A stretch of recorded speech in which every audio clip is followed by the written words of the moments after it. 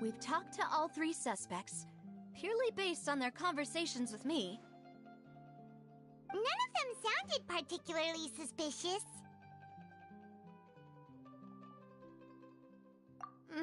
I suppose that's to be expected, though.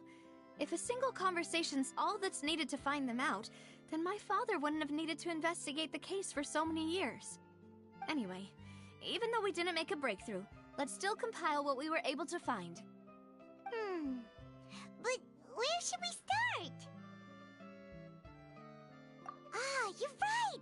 Flora mentioned that Callus probably only ended up with the gun because of circumstance.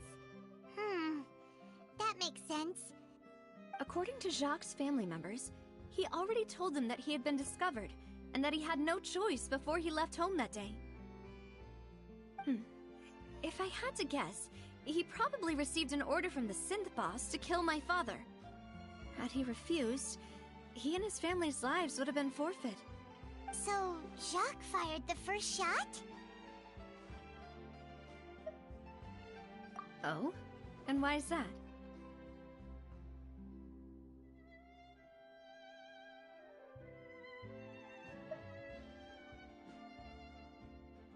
Ooh, that's a good point.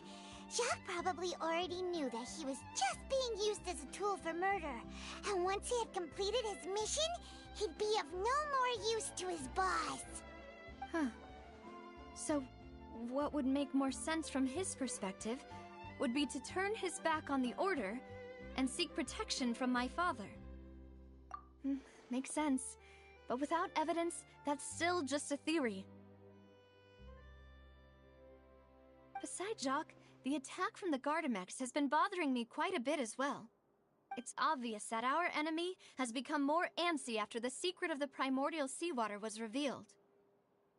Do you think he knew, even then, that we'd follow this lead to the end?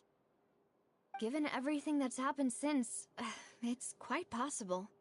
But who among the three suspects would have the ability to control privately owned Gardamex?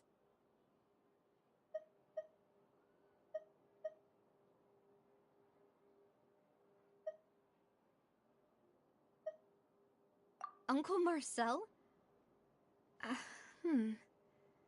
My father did really trust him. And they worked together on a large number of projects. Maybe that's how he got to know Jacques. And with funds from the Confrérie, he could also afford a large number of Gardamex. It's still really hard for me to imagine, though. After all, Uncle Marcel has been around since I was just a child. Also, wouldn't this mean he has been spending a whole lot of mora and energy to fight his own synth business?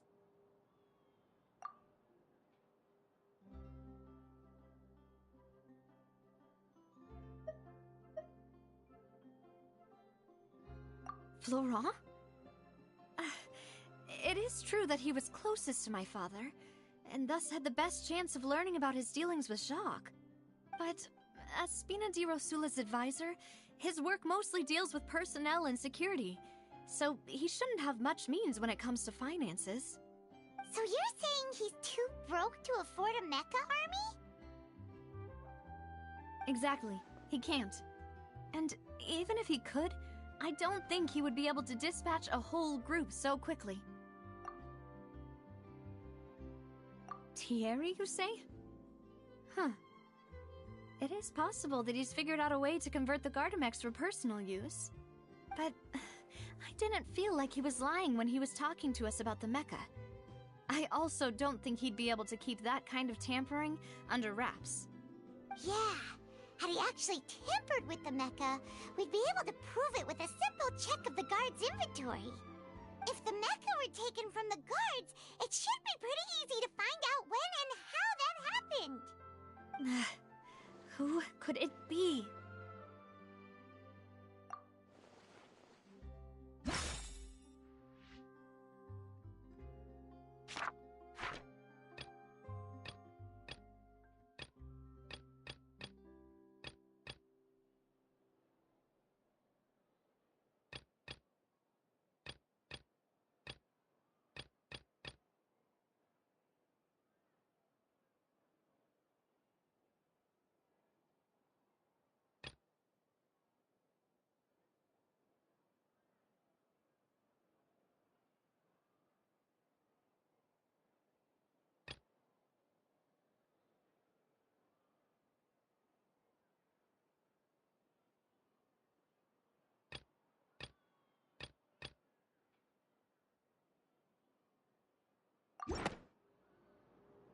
You know, if you think everything through, Uncle Marcel is indeed the most suspicious of them all. Could we be missing other suspects? Malus didn't know about the people turning into water thing when he narrowed it down to these three, did he? Malus has always been very reliable, and his judgment of others' trustworthiness has been fair and well considered. When he laid out his case for the three, the rationale he gave me made a lot of sense as well. The suspect is knowledgeable about the Spina's internal affairs, has the means to dispatch Mecha to assassinate us, and possesses significant intellect and foresight. Even if I don't want to believe it, I'm starting to see how things could all tie back to Uncle Marcel. Well, we still have another trump card on top of all the theorizing and speculating. Yes, Malus did say that charging straight in there would be extremely risky, but we don't have any other options right now. We need far more solid proof before we can hope to go charging in on our enemy. Navia, here you are. Oh, I've been looking for you. Huh? Aren't you the guy from the guards? Did something happen? Yeah. News came from Aeneas just after you left. We've got another trial on our hands. Wasn't that place built specifically for holding trials?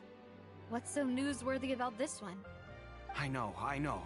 But they said the person they're putting on trial is a Fatui harbinger called Tartaglia. What? Is that someone you know? Yeah, we know him. Maybe even a little too well. Well, he's been accused of being the true culprit behind the serial disappearances case. It's absurd, don't you think? Wait, how? None of our investigations have had anything to do with him. That's what I thought was strange about it, so I came to tell you the news right away. If the charge against him stands, then it'll be next to impossible to get the guards to support any of our planned investigations. Right, because they'll think they've already found the culprit. Yeah, and it'll be a lot harder then to clear Mr. Callus's name. I understand. Well, partner, what do you think we should do? We still haven't found any conclusive evidence. Huh? Split up? What do you mean?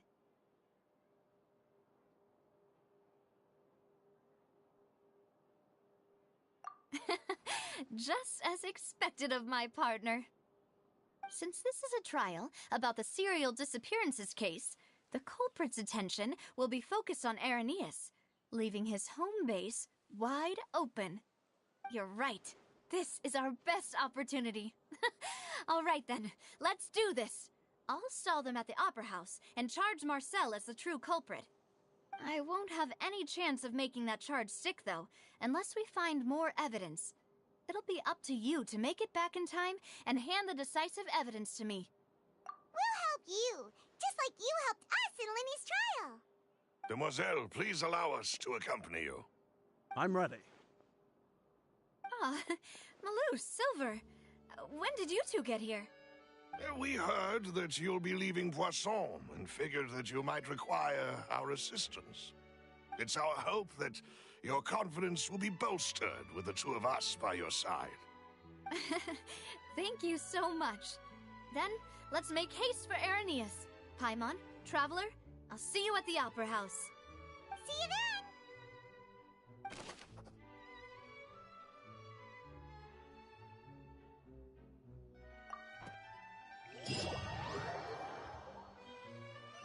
Now that Navia has set out for Aeneas, we should also get going. The location has already been marked on the map, so let's head over.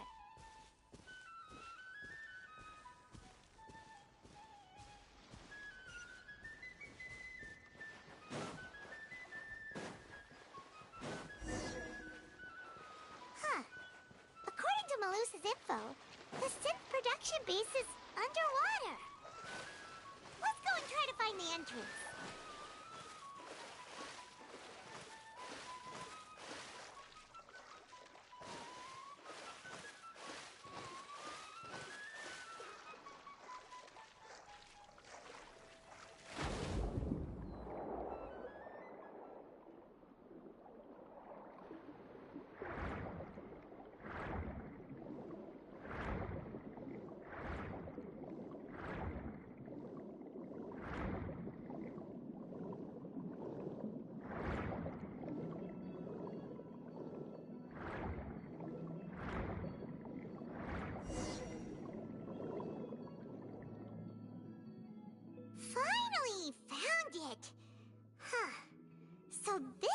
entrance that leads to the synth production base. It sure doesn't seem out of the ordinary at all. Ah, you're right.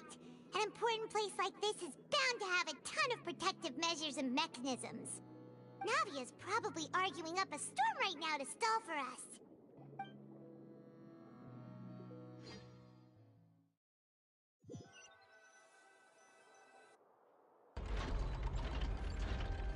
It would appear that I must repeat my question again, Mr. Tartaglia. Do you accept the charge that you are the true culprit behind the serial disappearances case? To be perfectly honest, I don't understand your country's complicated court system, or the reason why I'm being charged with something I've never even heard of. However, I did hear that people who have been charged can choose to participate in a duel to clear their name. Is that right?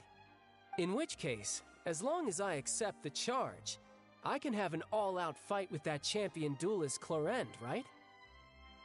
I've got to admit, that's one of the most enticing offers I've ever received. When I privately sparred with her last time, she was obviously holding back. Real disappointing. Hey! Don't you understand? You're currently the prime suspect for a major case. This isn't the place for you to be looking for fights. Oh? Sounds like the Hydro Archon wants to lecture me on the ways of the Opera House. Then why don't you duel me too? I'm the kind of student that learns best in the heat of battle. No. That's not what I meant. Alas, it would appear that communication with the defendant is going poorly, and we have made very little progress. In that case, let me explain everything from the very beginning again. The goal of this trial is to determine the culprit behind the serial disappearances case. That case had nothing to do with him! You've got the wrong man! Huh? What's going on? Why is she interjecting again? I told you it couldn't be one of the Fatui Harbingers. Miss Navia, this is the second time you've interrupted the court proceedings. I only tolerated your behavior last time because you were able to provide the court with a key eyewitness. But that was an exception rather than standard court protocol. I can very well charge you with contempt of court for your interjections. Oh, please. Did you ever think I had any respect for this place's pointless theatrics? We can put that discussion aside for now. I'm not here to argue with you. I'm here to charge the true culprit behind the serial disappearances case. And if my charges prove true, then Tartaglia here will be proven innocent by default, correct? Oh, a young lady has charged in and offered to clear my name. How fascinating. Well, I'd gotten half bored to death by all these rules and procedures anyway, so I'll take you up on that offer. So, Your Honor, is there nothing else for me to do now? You may take a seat for now in the audience, but that doesn't mean the suspicions against you have been lifted. Now then, Miss Navia, who is the person you would like to charge instead? That person is...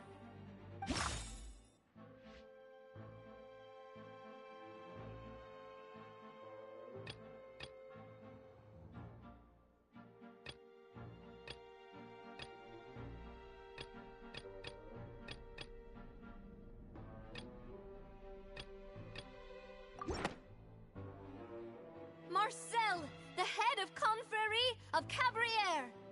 Huh? What confrérie? Never heard of them in my life. I've heard of them, but weren't they Spina di Rosula's sister organization? Oh, is this going to be a friends to enemies type situation? Please let me remind you, Miss Navia, that charging someone is an incredibly serious matter. Committing to the charge also means taking on the legal responsibilities associated with it. And if the charge fails, depending on the circumstances, you may also be charged with the crime of making a false accusation. Knowing this, do you still wish to charge this man? Yes, I do. In that case, I declare the charge to be valid. Miss Navia and attorneys, please take your places on the court. Members of the guards, please contact Mr. Marcel right away so that he may stand trial.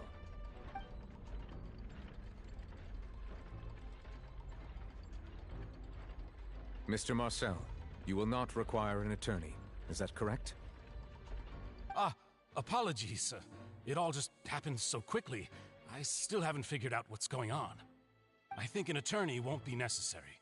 This is probably just a misunderstanding between me and Navia. Very well. In that case, since both sides have now arrived, Miss Navia, please present your charges. I would like to take everyone back to 3 years ago, to the case of Callus the Unfaithful. Only through elucidating what really happened in that case can we connect all the dots for the serial disappearances case. Navia, do you really think that I was the one who killed your father? Come on, why would I do that? Callus was my benefactor, and remember both you and I only ran to the scene when we heard the sound of a gun. If that's enough to make me a suspect, wouldn't that make everyone at that banquet a suspect as well? I think there's no point in getting into the specifics right now. The audience doesn't even have the big picture yet. Even I'm struggling to remember some details of that case. Exactly correct, Your Honor.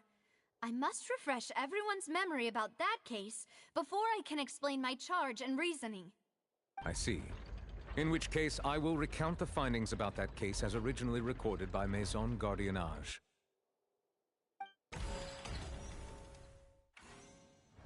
On the day of the murder, Spina di Rosula hosted a large banquet in a countryside estate owned by the Confrérie of Cabrières.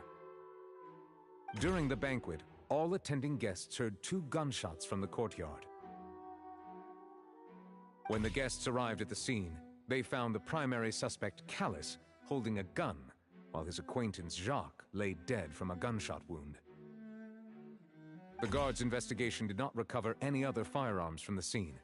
As a result, they concluded that the suspect's first shot must have missed, while the second must have taken Jacques' life. The suspect did not dispute this conclusion, and also declined to defend himself in court. Instead, he chose to prove his innocence through a duel.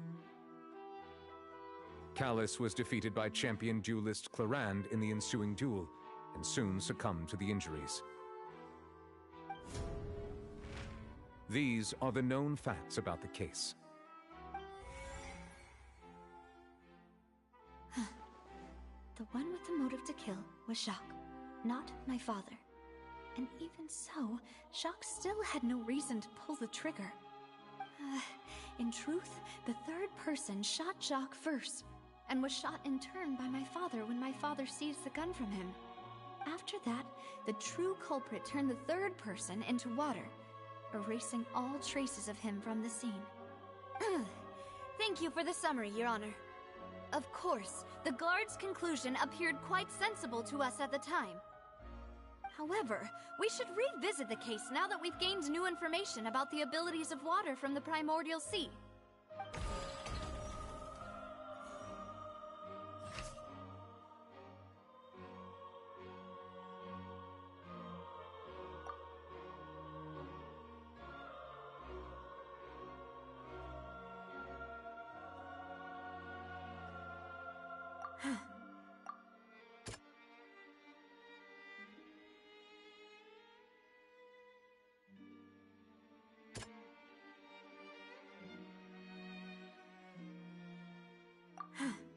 Something's not...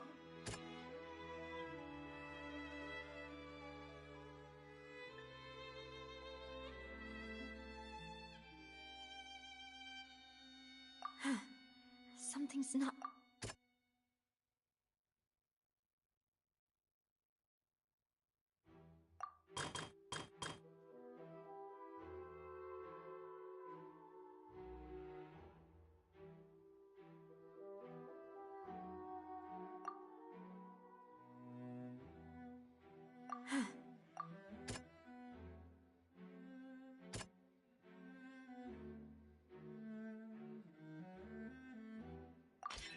The testimony of the victim's family confirms that Jacques had thoughts of assassinating Callus when he set out for the banquet. However, in the end, he reconsidered, and instead shared everything with Callus, hoping to seek the latter's protection. Unfortunately for Jacques, the true culprit had already considered this possibility, and had sent out another assassin.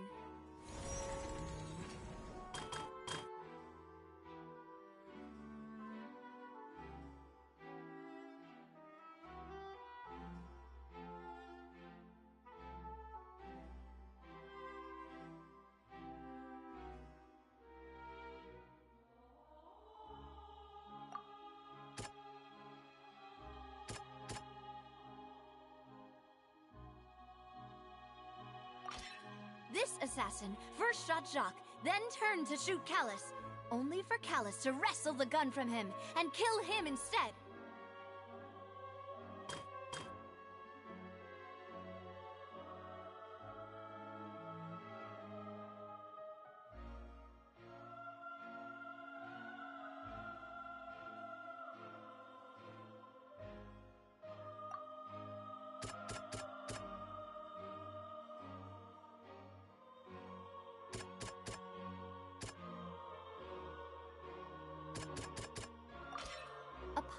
Clothing was found at the scene. The guards once believed they were used by Jacques as a costume to disguise himself. But now, it is clear that the clothes were proof that there was a third person at the scene, and that they were turned into water after committing the murder. Since it was raining that day, the culprit was confident that they could use the rain to wash away all traces of their dissolved accomplice. Realizing this, the true culprit caused the hired assassin to dissolve into water, leading everyone to believe Callus was responsible for Jacques' murder. This is the true version of events.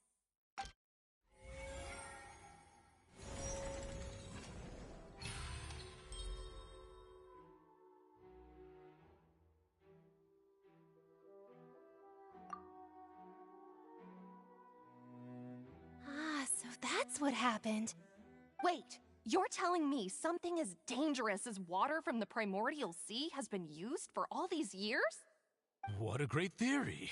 It also explains Callus's and Jacques' respective motives. I guess they didn't shoot each other after all. Mr. Marcel, you are the one being charged with the crime. You should provide a rebuttal if you wish to prove your innocence. But I think I agree with everything Navia just said. In fact, there was nothing in her speech that directly implicated me. Then, may I ask some questions? In my opinion, we primarily need to determine two things. One, do you have the evidence to back up your claims? I'm afraid not. At least not at this very moment. Boo! If you don't have any evidence, you should just go home! I may not have the evidence with me, but I know where I could go to collect it.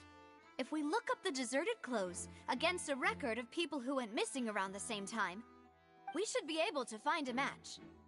Considering the serial disappearances case, the guards probably kept careful records of all missing persons from around that time, regardless of age or gender. That makes sense to me. Monsieur Neuvillette, I would consider this to be a reasonable investigative direction. Why do I feel like Farina's acting a little differently today? Maybe she's scared of embarrassing herself again? Alternatively, she's become more diligent after charging an innocent citizen in the last trial. My second question has to do with the ensuing duel. If the truth is indeed as you described, then why didn't Mr. Callus explain himself in court? If he had testified that a person had been dissolved, he could have at least mounted a defense. I've thought about this too, and the answer is actually pretty simple. He felt there were things that were more important to him. The dissolving power of water from the primordial sea is an important secret for the true culprit of the serial disappearances case. My father could have exposed it for all to see, but he chose to take it to the grave. At that time, Spina di Rosula was in dire straits, and his reputation had already been shattered. He had no guarantee that going forward with the truth would allow the culprit to be brought to justice. What was certain, however, was that it would paint a gigantic target on my back. Boss once told me that Demoiselle had already been selected as the next target of the serial disappearances case. What? If the secret had gotten out, the culprit would have fought an all-out war with Espina right there and then. I wouldn't have been the only one in danger. All of us would have stood to lose our lives. Of course, the guards might eventually figure out the truth of the matter and determine that we were in the right. But what good would that do? How can a hollow verdict protect anyone? Had this opera house ever given my father any kind of confidence in its brand of justice, Spina di Rosula would have had no reason to exist. But by staying silent, we retain the ability to deter our opponents and continue the stalemate. I was able to become Spina di Rosula's president, which made me harder to target, as well as giving me more time to grow and learn. And once I have figured out the truth and stepped up to the challenge, I will do what this opera house cannot, and restore my father's truth and honor back to him. So, you mean to say, your father intended to die in the duelist's ring? That's right.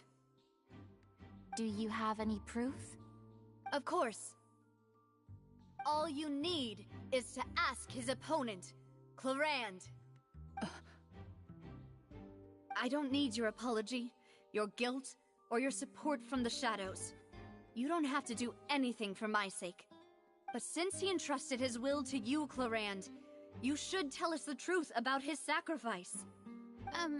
So, during the duel, did you believe that Callus was intending to die? Yes, I did. As a champion duelist, I've fought many battles and taken a countless number of dishonored lives.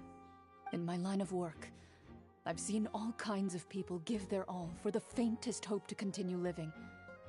Some were determined, others passionate, and some even manic and twisted. Just one look and I can tell if a duelist is hoping to live or if they're looking to die. I hereby swear on my name and honor as a champion duelist that Mr. Callus never intended to leave the ring alive. Since that's your testimony, I have no more questions. It appears there really are good grounds to reopen this case. I concur. However, Miss Navia, you still have not explained the link between your father's case and the serial disappearances case. Right? What she said was fascinating, but kind of beside the point. Wait, weren't they just talking about the serial disappearances case? Of course, Your Honor. The two cases are connected via a matter of timing. In my father's case, the culprit intended to kill both Jacques and Callus. As a result, they planned to act after hearing 2 gunshots. And, at the end of Linny's trial, the culprit also only dissolved the victim in front of everyone because they realized they were at risk of being identified. The culprit could only time their actions so precisely if they were already at the scene. Coincidentally, Marcel attended both the banquet and the trial. So that's why you suspected me. Even after hearing your reasoning, I still can't help but find it a little preposterous. I'm used to it, though. You've always been an impulsive and sentimental child, Navia. It's one of your most endearing traits. No need to appeal to pathos. I won't try to refute your points one by one, but even if everything you just said was true, can you prove that I was the only person present at both events? On top of that, does a person have to be physically present to control the timing? Can't someone remotely monitor the place?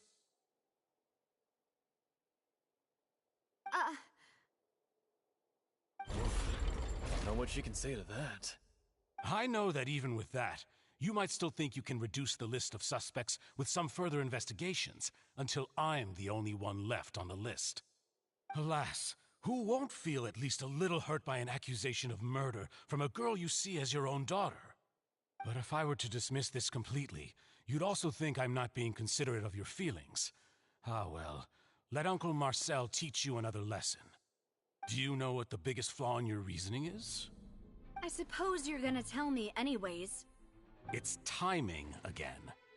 I'm a businessman by trade. From that standpoint, there's no reason for me to kidnap young women. It's a high-risk action with nothing to gain. In addition, I left my home in Snezhnaya when I was young to come to Poisson and work in some trade. My business only thrived when I received Callus's patronage. But the disappearances began before I ever stepped foot in Fontaine. I do apologize, Demoiselle. This was my mistake. No, it's not your fault. I'm sure he had come prepared. Is there anything else you'd like to say? Would you like to check the date of my first business license against the first known case of the serial disappearances? You can also take a look at my border entry records, or ask my friends and family when I left Snezhnaya for the first time. Could those records and testimonies do something to appease the unspeakable anguish in your heart? Seems like she got the wrong guy. At this rate, Navia will be convicted for falsely accusing him. I think you've done a superb job of dissecting your father's feelings as he neared the end of his life. But aren't you going against all of his wishes and expectations right now? He wished for you to become more rational, collected, and conscientious, instead of dwelling only on your own feelings. Once you've learned to be more considerate of others' feelings, and to stop rushing headlong into things, you'd have met most of his expectations. This isn't just about me, and it never has been. The biggest difference between me and the rest of the victims is that I still have the ability to search for the truth, while that same agency has long been taken from them. The people whose families were destroyed by synth abuse, the people who lost their loved ones to the serial disappearances, and the people who suffered tragic ends due to their sense of justice. Many people's images are flashing before my eyes. I'm sure some are coming to those of you in the audience as well. And whose image do you see, Marcel? Is it a man named Vacher? Huh. Oh, so you do know that name. I'm merely surprised you'd suddenly say the name of someone I've never even heard of. I was waiting for you to say that.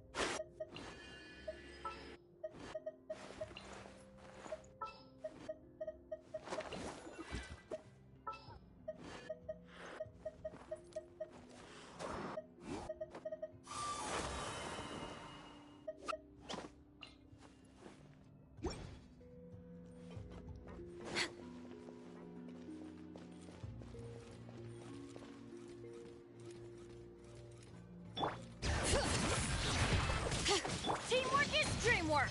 Get out of here! Nice and spicy! Hey-ya! Born of ice and frost. I can fix this!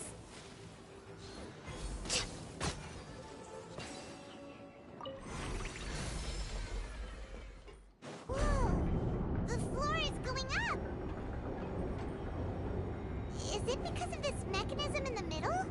That guy really prepared a lot of stuff for this place.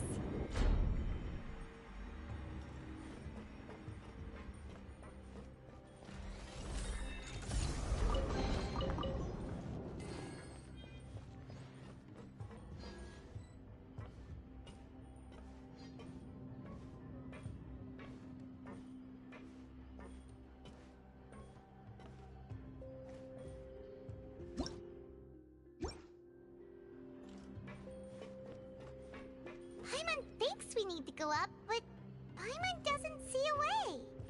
Let's take a look around. Maybe we'll find a hidden mechanism that'll show us the way up.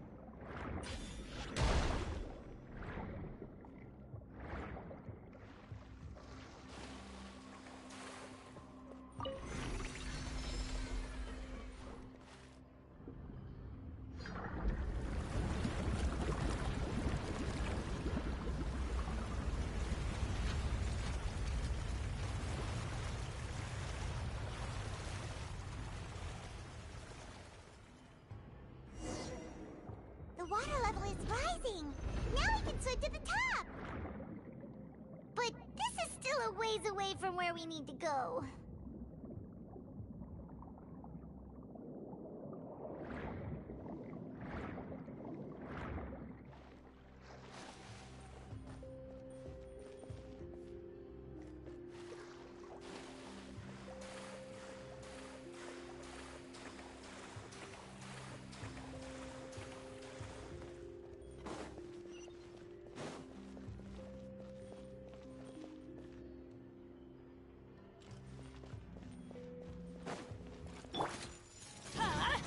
Out of the way!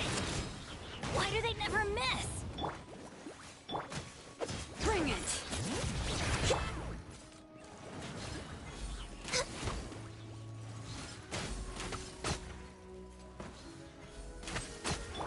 Huh? I'm going in!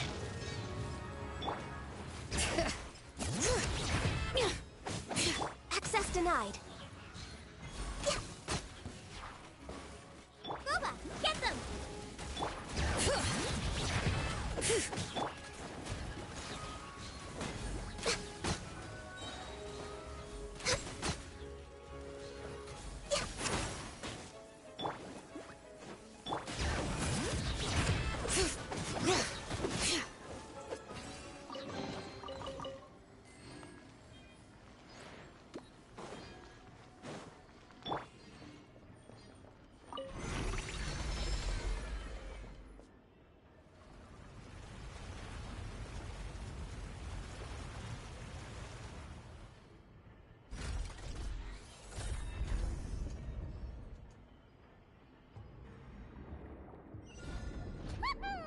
Now the path is clear. Let's go!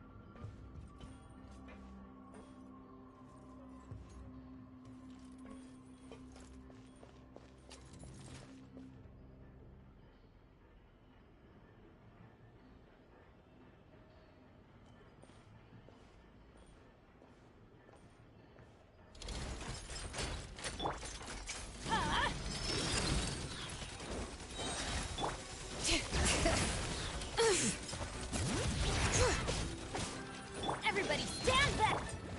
You're toast! Born of ice and frost.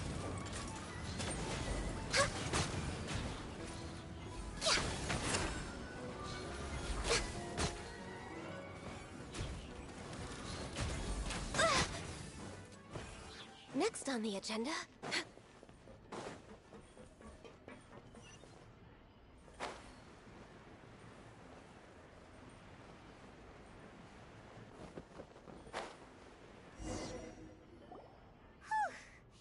After all that, we finally made it to the innermost sanctum.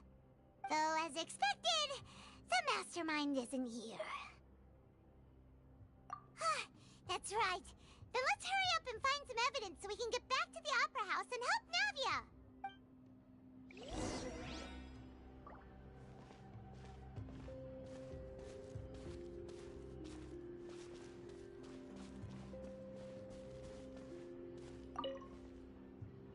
Let's see what's written here. Nothing escapes Detective Paimon's eyes. Callus. Navia's father. Oh, this seems to be an investigation report on him.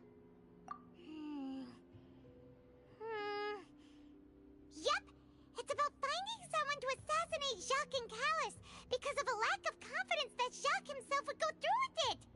This should prove the existence of the third person, right? We still have not determined the exact content of the key information Callus has passed on to certain members of his organization. The old dog's a real menace to deal with. Even if he abides by the promise he's made to us, he will still have the upper hand. He can act whenever he wants to make our lives miserable. The only option left is to remove him from the picture entirely. I concur. Let's send someone to kill him. He won't declare war as long as we don't touch Navia. Oh, seems like we've got a bunch of correspondence between the higher-ups. They're all just so evil.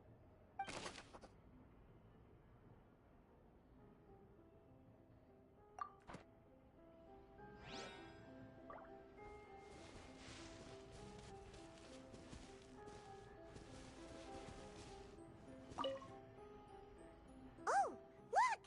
There's an important-looking basin over here, and it's full of water. That means this is where they make all the synth. And that special water is the main ingredient! If you dilute it with normal water, you'll get synth, but the pure stuff can dissolve a human! Paimon will take notes on this incriminating evidence.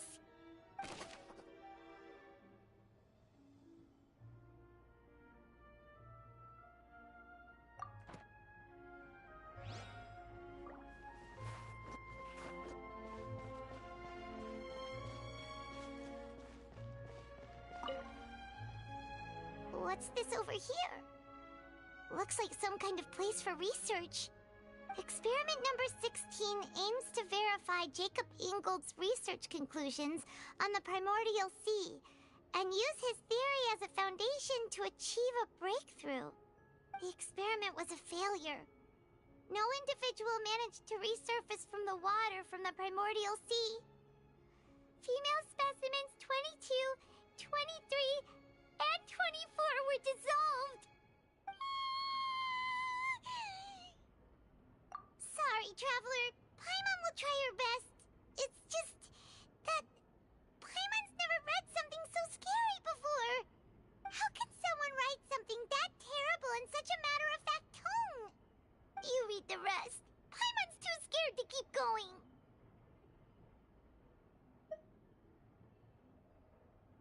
So that's why he did all of these experiments. Wait, did he really think he'd be able to find a way just by dissolving people over and over? That's just insane! Huh? Isn't that the name you heard by the fountain? Paimon thought he was an eyewitness in the serial disappearances case. You mean Vache is the one who did all of these... experiments? So that's it! Vache was no victim, but personally took his lover and... No, that's not it either! If that's the case, why would he want people to resurface from the water? In any case, Paimon will write it all down.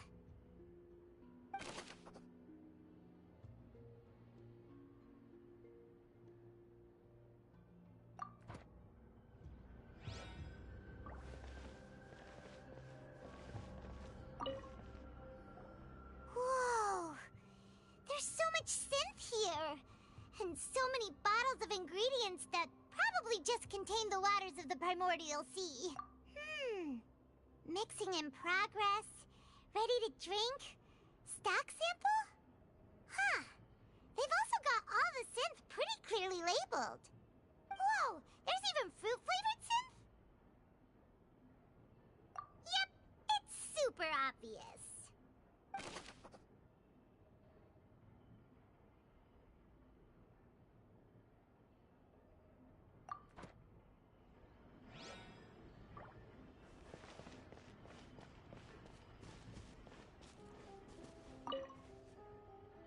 What's all this? Aw, it's a bunch of really cute things! Pink accessories, a hair tie, a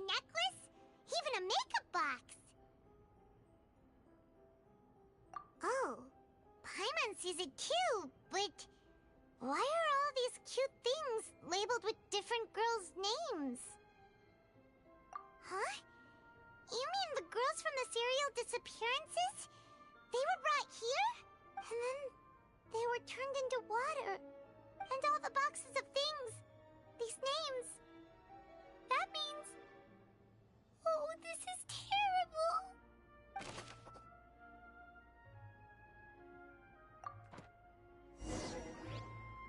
We've looked at almost everything here, and it seems like our theories were spot on. But... yeah, we haven't found anything that reveals his true identity.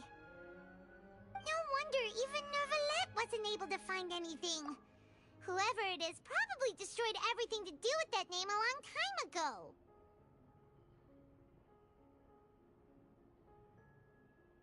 That way, even if we bring all this back to the opera, we won't be able to identify the true culprit.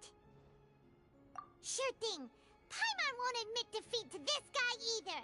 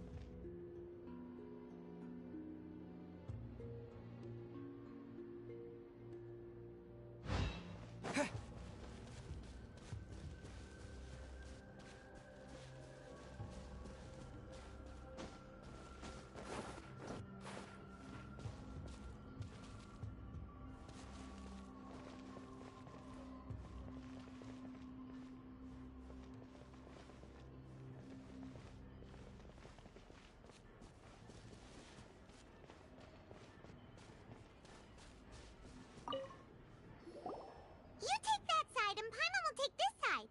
Check everything carefully. We'll find something for sure.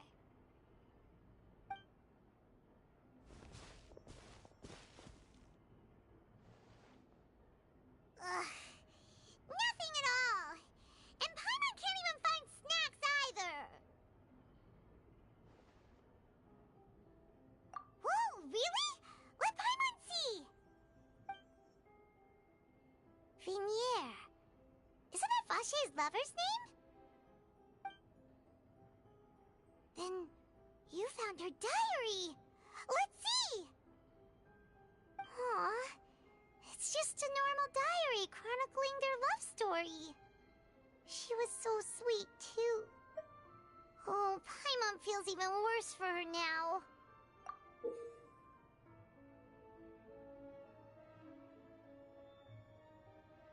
So many! A whole page's worth! But they're all crossed out. Was she unhappy with all of them? The final name she decided on was... Marcel. Wait, but Marcel's pretty old. Has this case been going on for so long that he's Vache and Vinier's grown son? Hey! Paimon still hasn't figured it out yet.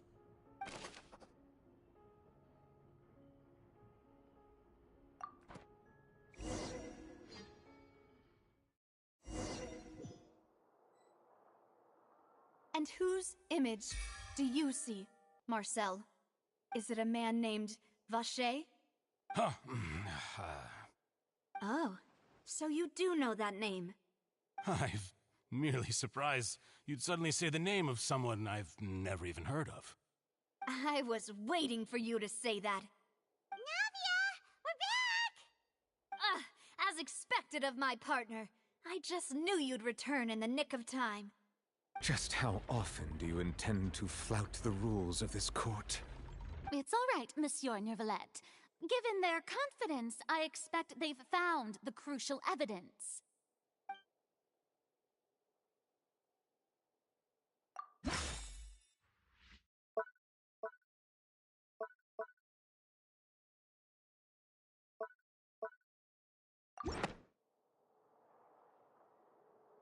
But the truth of it, Marcel, is that you've always been Vacher. Huh? We've investigated your lair and we already know everything! After your lover, Vignier, was dissolved, you kept abducting young women to experiment on the hopes of bringing her back to you! You even created Marcel as a new identity and destroyed all records of your past as Vacher! So that's it. Even the villains in opera performances rarely go that far. And with that, Marcel's motive has now been established. This information regarding your past also dismantles your prior timing defense. Well, Marcel, do you know where you went wrong? You fixated your gaze on the lover that passed away, instead of paying attention to the living people around you. So, you never noticed how we changed, or how we grew as individuals. You also never understood Boss's real expectations for his daughter. Or our determination to see things through. Your determination.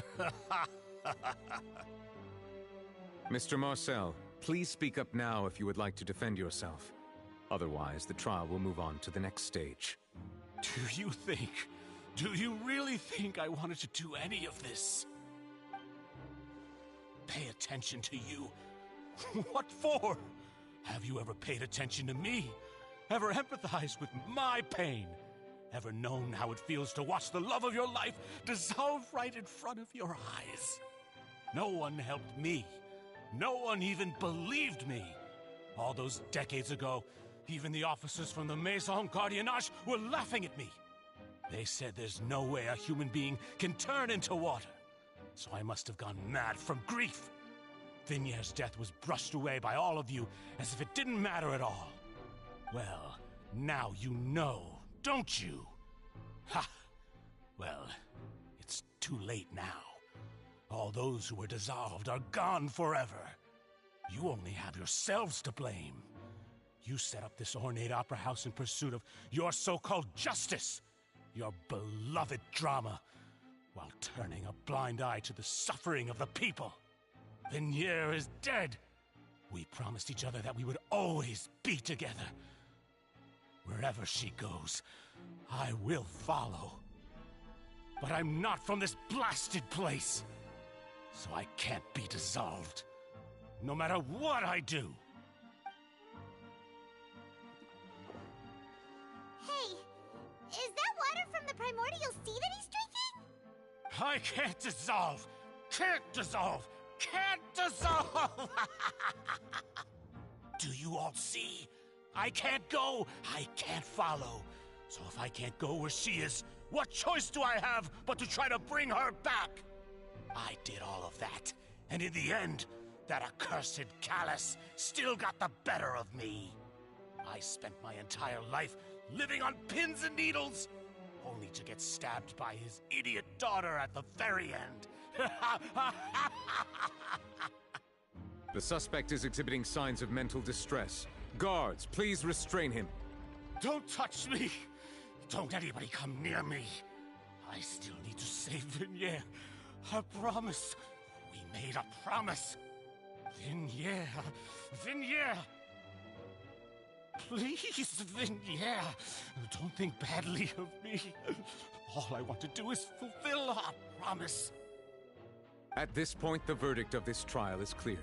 With Mr. Marcel's conviction, the charges against Mr. Tartaglia no longer have any basis. Fine by me. I was in a bad mood, but after a show like that, I'm actually feeling pretty good. Traveler, please submit all the evidence you have collected to the guards, so that I might review and summarize the truth behind the serial disappearances case.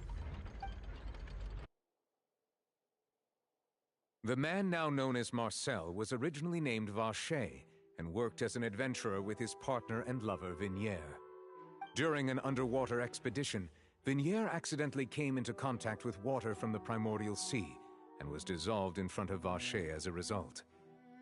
Vacher learned of the primordial water's existence through the work of others and began to kidnap young women for research, with the goal of discovering a method to restore Vignier back to life. To cover his tracks, he invented the new alias of Marcel and began to operate a business in Poisson. During the course of his research, Vacher discovered that a diluted concoction of water from the primordial sea can induce feelings of euphoria, and began to manufacture and market synth. However, as he accumulated wealth to fund his continued research and expanded the scope, he came into conflict with Spina di Rosula. After exchanging blows with Spina di Rosula for many years, Vacher decided to assassinate their president Callus at a banquet. Although the assassination did not go as Vacher expected, he was able to turn Callus into the murder suspect by dissolving the assassin he sent to the scene. And just recently, Vacher attempted to frame Linny as the culprit of the serial disappearances case, using a similar method. However, his attempt to frame Linny failed, and the power of water from the primordial sea became public knowledge. This case also exposed enough of Vacher's machinations that he was eventually successfully charged in court.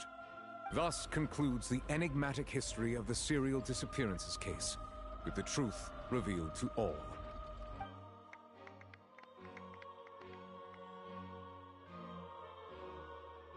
The Oratrice will now deliver the final verdict regarding the charges against Mr. Vacher.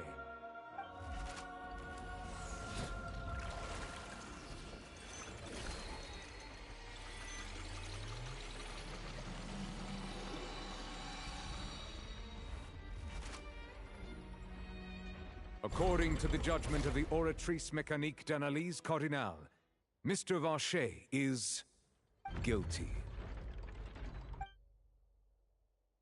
Guards! Take Vacher away. Good. It's what he deserves. With that, the serial disappearances case is over now. We really just witnessed history. Who would have thought the true culprit would be such a polite and well-spoken guy? Yippee! We helped Navia bring the bad guy to justice! He's hurt so many innocent people and now he's finally getting what he deserves! Huh? Are you okay? Demoiselle, you were absolutely brilliant. The day our late boss had always hoped for has finally come. You can rest easy now, knowing justice has been served. Yeah. It's finally over. It's all thanks to you guys. And my partner.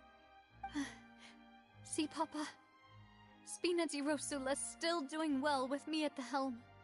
Well now, hasn't this been a most delicious piece of drama? The villain has been caught, justice has been served, past wrongs have been righted, and it's a big ol' happy ending. Since it's been such a great show, I'll just let the false accusations against me slide. Either way, I've still got some business to attend to, so if you'll excuse me... Please wait just one moment, Mr. Tartaglia. What now? None of this has anything to do with me. According to court protocol, since this trial was initiated due to a charge against you, a verdict must also be made regarding the initial charge before the trial can conclude. Oh, come on. Is this really necessary? Haven't you already caught the real criminal? Isn't it time for side characters like me to exit stage left? Please respect the laws of Fontaine. This has always been the rule. All right, but this sure is a lot of hassle. All I need to do is stand over there, right? Let's just get this over with. Through evidence presented in the public trial that was just held, it has been established that Mr. Tartaglia has no direct connection to the serial disappearances case. The guilty party has been identified, and thus it is logical to suppose Mr. Tartaglia is innocent of the charges. We now turn to the Oratrice Mécanique d'Analyse Cardinale to render the final verdict on the charges.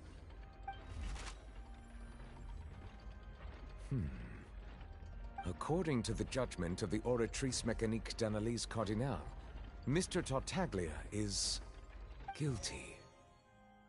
What? Hey! That's not funny! Didn't you just say I'm supposed to be innocent? What's with this verdict? Is your justice machine malfunctioning? Huh? This has never happened before. The Oratrice actually returned a different verdict from the Chief Justice. I mean, have you ever heard of an innocent Fatui Harbinger? Do you think the Oratrice might have just convicted him on general principle? But weren't the charges about the serial disappearances case? No matter what else he's guilty of, it shouldn't affect the verdict in this case, right? The judgment of the Oratrice Mécanique d'Analyse Cardinale is, by law, the final verdict of the court. We must accept the guilty verdict. Guards, please take the suspect into custody per court protocol.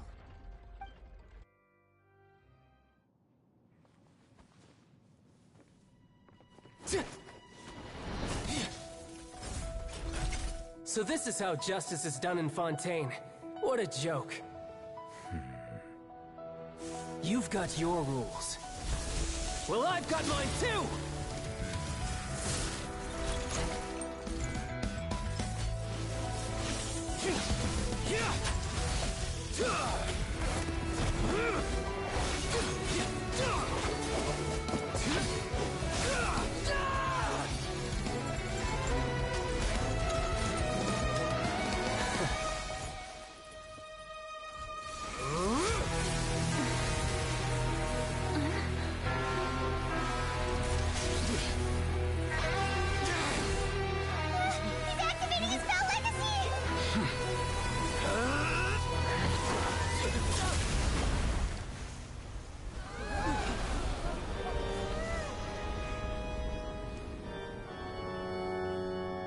I am sorry.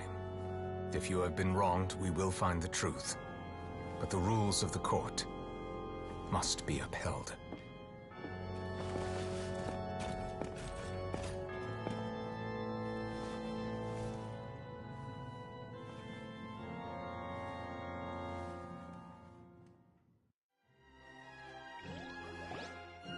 Hey, Monsieur Neuvillette, what's going on? Shouldn't they have been cleared already?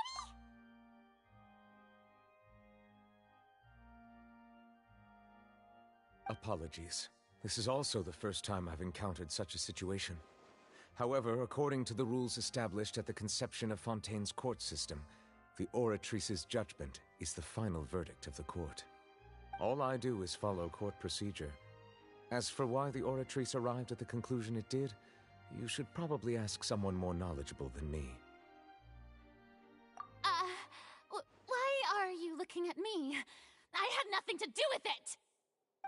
I don't know what happened there either! Hey, stop staring at me! What does Lady Farina mean by that?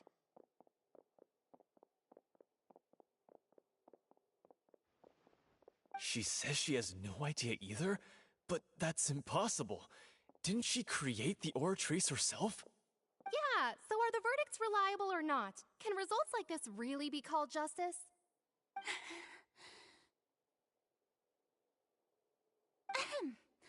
My dearest citizens, did you really think we'd allow an incorrect verdict to be handed out in this court? Did you really believe that the judgment could be mistaken or be the result of some sort of random mishap? Don't tell me you thought even I had been blindsided by the Oratrice's result. But the way she looked just now, it was pretty obvious she had no idea what was going on. However, given the state of things, I shall give you an explanation. Everything that just took place, including my supposed shock and bafflement, was a part of an elaborate performance, with every action meant to stir up drama and excitement. And, of course, for every performance, there is a script. Everything has unfolded exactly as I expected from the very beginning. As the embodiment of the very concept of justice, the Oratrice shall never render an arbitrary judgment! If you thought Child had nothing to do with the serial disappearances case, it is only because you've been blinded by the superficial appearance of innocence. Everything he's done, not to mention the danger he poses, are beyond ordinary comprehension and completely unforgivable! All shall be revealed in time. You will come to understand my noble intentions, as well as the absolute correctness of the Oratrice's verdict.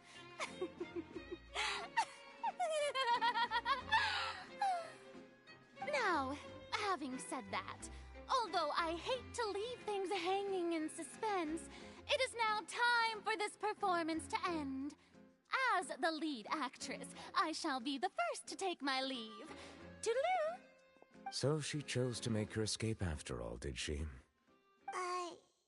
So you're saying we shouldn't put much stock into what she just said? She probably just put on that performance to save face. As for the truth, it's unlikely that she actually has any idea.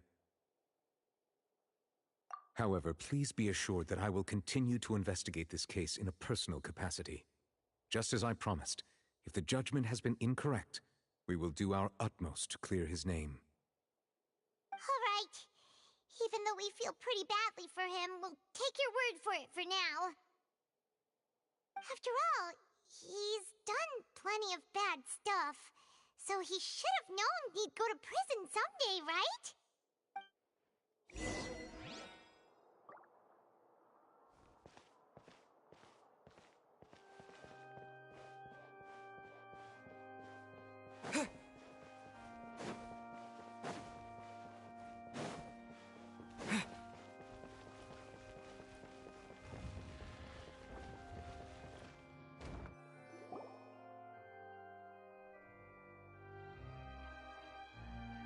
Hey, what are you doing? Quick, stop him! Traveler! Hey! Traveler! Marcel! What are you doing over here? Stop resisting arrest! Cease, or we'll add another charge to the list! No, wait! I just want to ask the Traveler something. I'm not looking to run away. Please, just let me ask this one small thing. Go on. Thank you. I was being led away when I finally realized something. Where did you first hear the name Vacher? I erased all records of that name. So, unless... Are you still trying to prove your innocence? Give it up. You've already been convicted. Really? You did? You're sure? You met her. But how could that be? How did you manage to do it? The Fountain of Lucine? Then she's been so close to me all along. And I just never...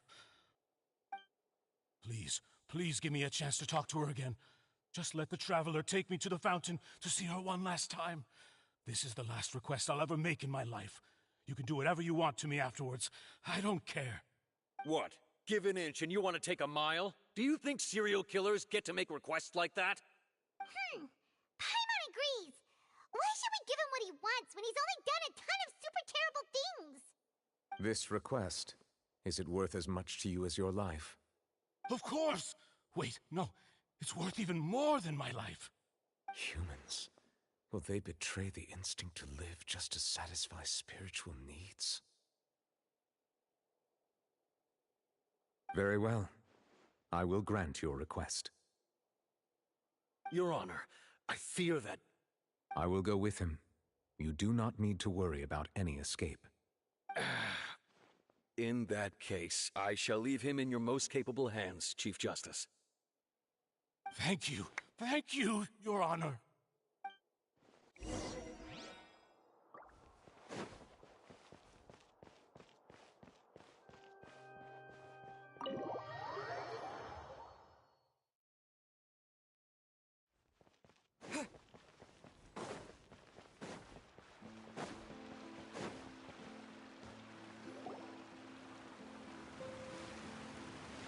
Is this the place? You said she's here, but what do I need to do to see her? Yeah, and even Paimon could hear her after drinking that thing. Didn't you just drink a lot of it on the stage as well? Oh, in that case... Vache! Ah! Yes, that's it! So you heard it too! Vignier, it's me! It's me, Vache! Vache? Vache? I'm here! I'm here! Where are you, Vignier? I'm coming for you. I'm finally here for you. Hey, wait! Be careful! Hey,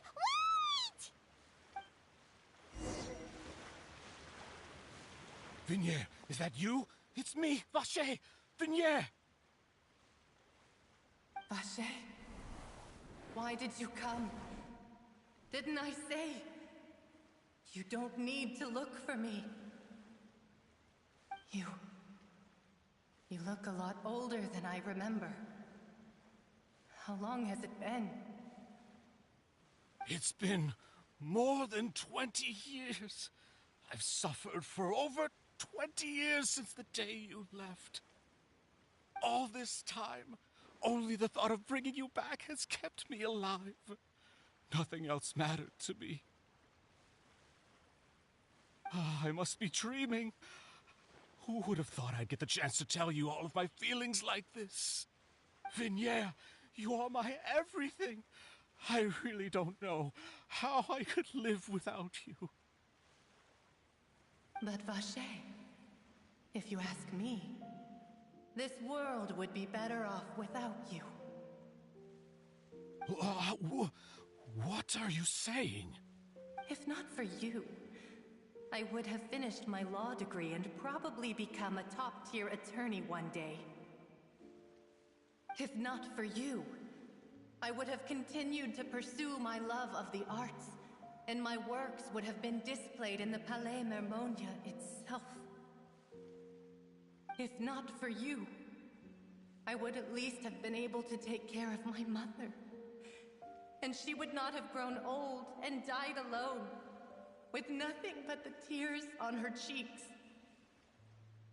It's all because of your selfishness, Vache. It's all because of you. You... Wait, you are not Vignier. Who are you?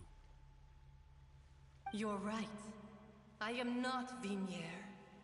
I am the sacrifices. Every woman who died by your hand, as our bodies dissolved, our consciousnesses flowed back to the primordial sea. Our thoughts circulated endlessly within the primordial sea, and we were no longer individuals.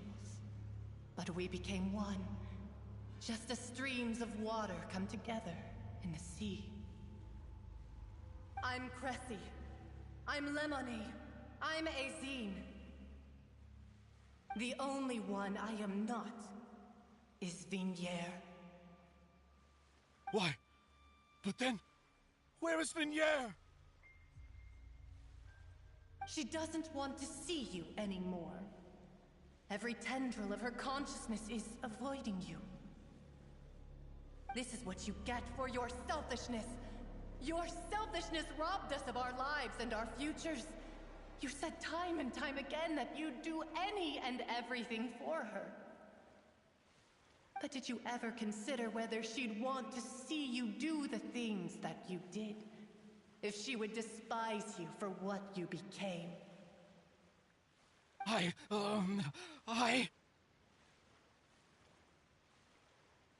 You are a liar, a heartless murderer.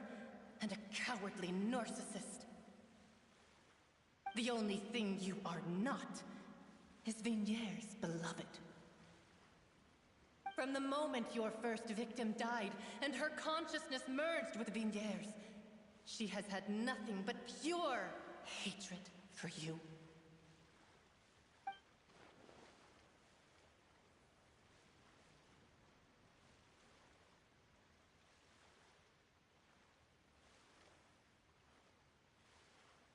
No! Yeah! She can't hate me. Let me see her, please. Have mercy. You still don't understand. When I said don't look for me, that came from the real Vigniere. She really doesn't want to see you anymore. But on top of that, she also said that because it's her final drop of pity for you. She said that because she knew that if you did come here, we will show no mercy to you. Vache. Vache? Vache. Vache! Vache. Vache! Drown.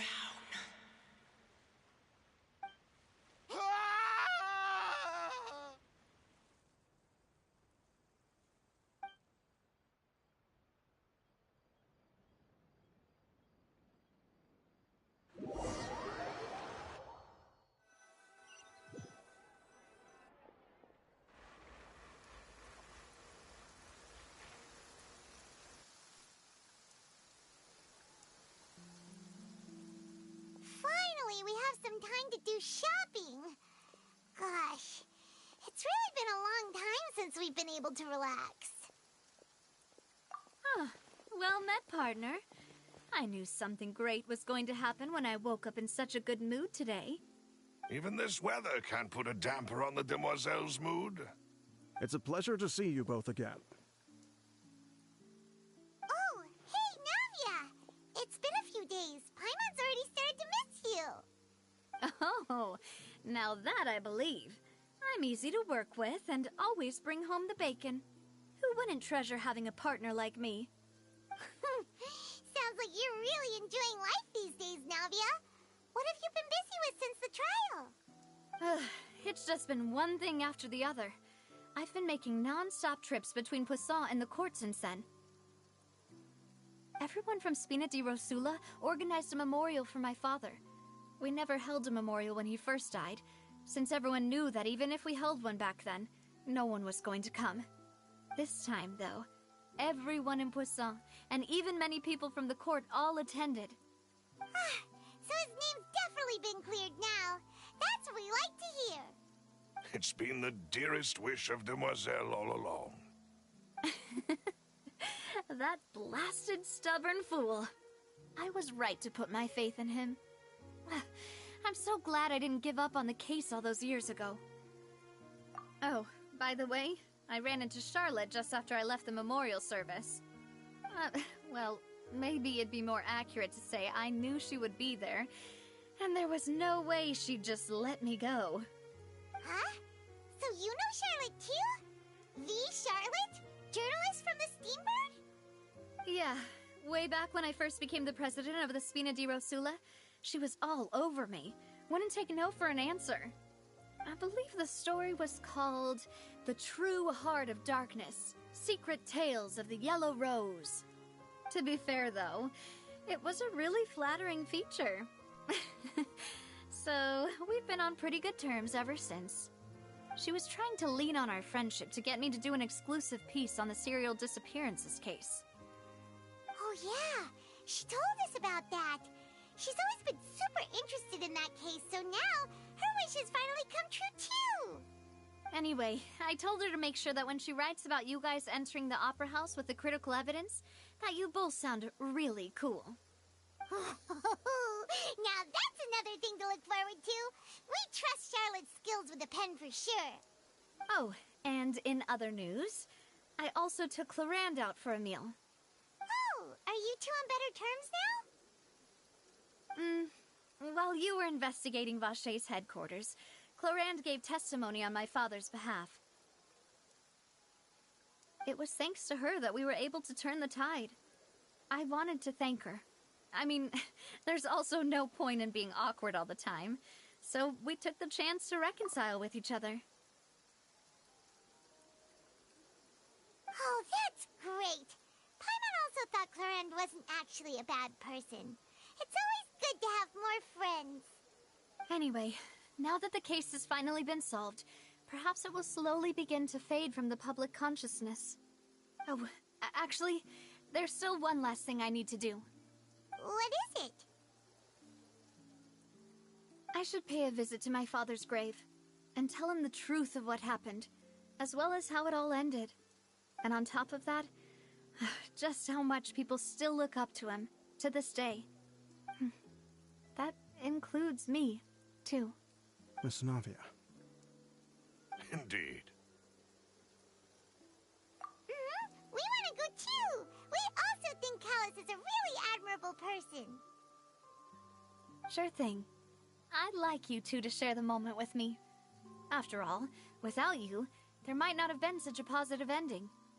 And in that case, everyone, let's be off. Considering the recent weather, we'll be lucky if we can reach Poisson before dark. Yeah, you're right. It's been raining non-stop for a few days now.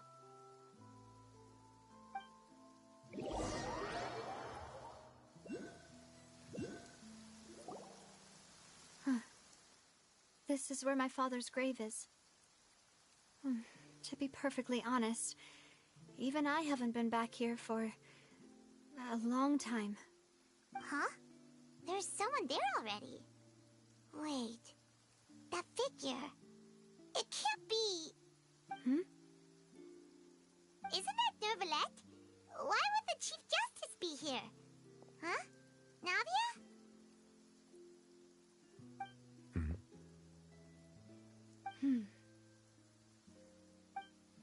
My apologies. I should have asked before coming to pay my respects. Don't say that. Sorry about that. Oh, I was trying to say there's no need for you to apologize. I wanted to show my father how much I've grown, but still, I doubt I've grown to the point that even the Chief Justice would feel compelled to apologize to me over and over. In that case, I will stop apologizing for now. You really could use some pointers on understanding human emotions, Monsieur Neuvillette. In any case, why did you come to Poisson? Well, ever since that day, I've been turning a question over and over in my head. Just what is justice anyway? There was once a time when I didn't want to believe that there could be anything more important to humans than life itself. Oh, rather than that, it's probably more truthful to say I didn't believe humans were capable of resisting the most basic instinct of living things. That they could rebel against their own nature, or consider certain things to be more important than their own lives. Which is also why I didn't stop your father from beginning that fateful duel. I believed that a truly innocent man would never throw away his life like that. That there was nothing, should have been nothing more important than one's own continued survival. But Mr. Callus proved me utterly and decisively wrong. If not for his sacrifice, the serial disappearances case would have remained unsolved to this day. Mr. Callus made the choice he did for his daughter, for his associates, and for many people completely unrelated to him. And in the end, from a certain perspective, one could say that he did it all for the sake of justice. A justice that's higher than life itself. So, you asked me why I came here. I just wanted to say my apologies to Mr. Callus in person. I should have noticed all of this much sooner. This regret has filled me with a sadness that has haunted me for days. That high and mighty chair in the Opera Epiclese indeed insulates one from many important things. Spina di Rosula, thank you so much for your hard work and perseverance. I'm sorry for being mad at you before. So, you're actually one of those types that's cold on the outside, but pretty thoughtful on the inside, huh? That reminds me of Silver, one of my guys. Sorry about that. Self-expression is not one of my strong suits. Didn't I just say you don't need to apologize? Ah, so Navia and Neuvillette seem to have made their peace as well. Let's not disturb them for now. We can wait till after they're done.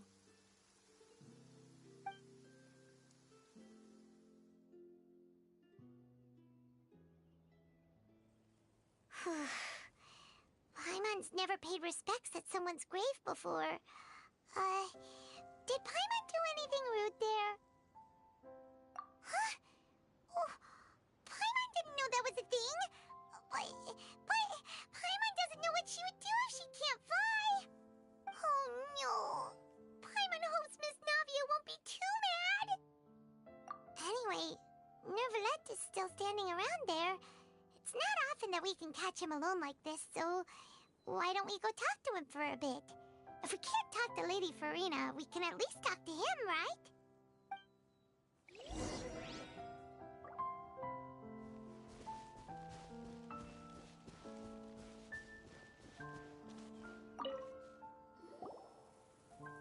Oh, it's you two. Did Miss Navia invite you to come pay your respects to her father? Mm-hmm. We ran into Navia on the streets today, so we just followed her here. I see. Then is there something that I can help you with? Well, it's pretty hard to run into you like this, since you're usually super busy.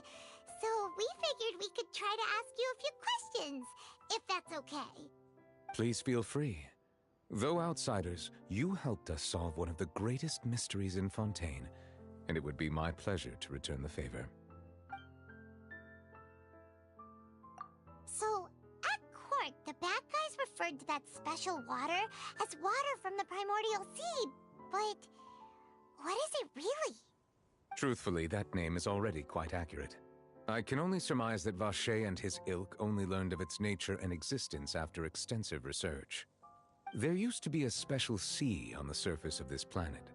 The nature of its seawater was rather different from that of the sea we know today. Most of Tevat's life forms were first born in that special sea. You could say it nurtured much of the life on this planet. Huh. So it really was where everything began. It makes sense to call it primordial then. But today, the primordial sea no longer exists on the planet's surface. What Vacher discovered must have been some kind of special case, or a remnant from a truly ancient age. Huh. So that's how it is. Oh, you really know everything, Monsieur Neuvillette. But if that's the case, then why would people, at least people from Fontaine, dissolve in that kind of water? Indeed. Why would the primordial sea, which was known to engender and nurture life, suddenly reverse itself and devour life instead? To be frank, that also doesn't match my understanding of this world and its laws. There must still be some unknown secrets around the people of this land. Is there anything else you'd like to ask me about?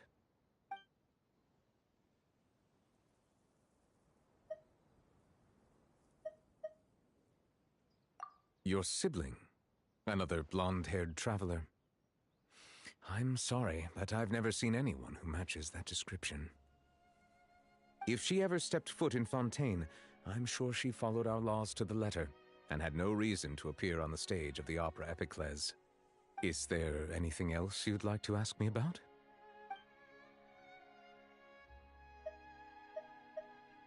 That the sea levels will rise and everyone will be dissolved in water, leaving Farina crying alone on her throne, but the sins of the people will be finally washed away for good.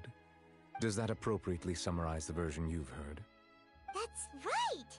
It was Lenny that told us back then. And that about covers all the main points. Yes, up to the present, I think we reached a point where we have no choice but to confront this prophecy directly.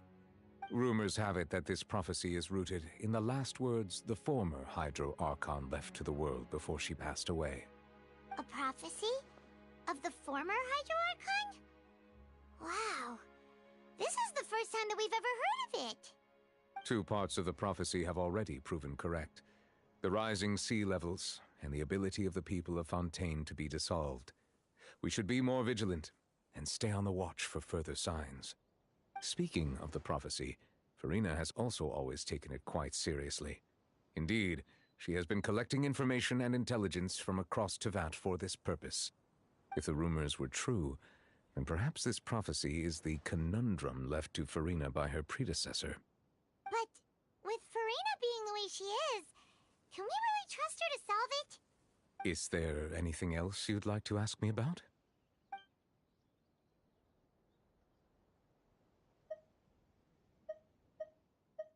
My apologies. My investigation has still not reached its conclusion. However, I still believe the judgment of the Oratrice was not rendered arbitrarily. Huh? But you also said you thought he was innocent. For many years, I have been quite aware that the Oratrice does not simply mechanically repeat the verdict that I give on each case. As a divinely created mechanism, the people's unified faith in the concept of justice is integrated into it.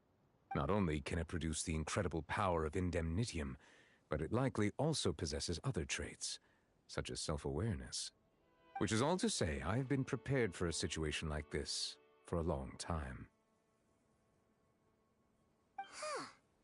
So when Lenny told us that he heard a human voice from the room where the Oratrice's core is stored... I was not aware such a thing had occurred. Perhaps that could serve to prove my conjecture. I will add that to the list of items to investigate. In any case, I am inclined to believe that the Oratrice does have a methodology all its own. We just do not have enough information. Based on Furina's reaction, I doubt even she had any idea what was going on. She managed to bluff her way through it, though, with her time-tested twin tricks of bravado and drama. While we do intend to get to the bottom of this, for now, we regret to say that the Fatui Harbinger will just have to bide his time in the fortress of Meripede. If we did incorrectly convict him of crimes he did not commit, we will most certainly compensate him to the fullest extent allowed by the law. If you ask Paimon, the only compensation he'll want is a no-holds-barred fight with you. Is there anything else you'd like to ask me about? Very well. It was my honor to provide you with what answers I could. I very much enjoyed conversing with you. It will soon be time for me to leave this blissful tranquility behind and return to Palais Memornia. You really are super busy, Monsieur Neuvillette. Paimon thought you only came here to pay your respects today because you had the day off. Crime and villainy do not have the day off, and so justice must work around the clock as well. This is merely the nature of a justice's work. All right. You've got a point. Huh? Paimon just noticed that the rain has stopped.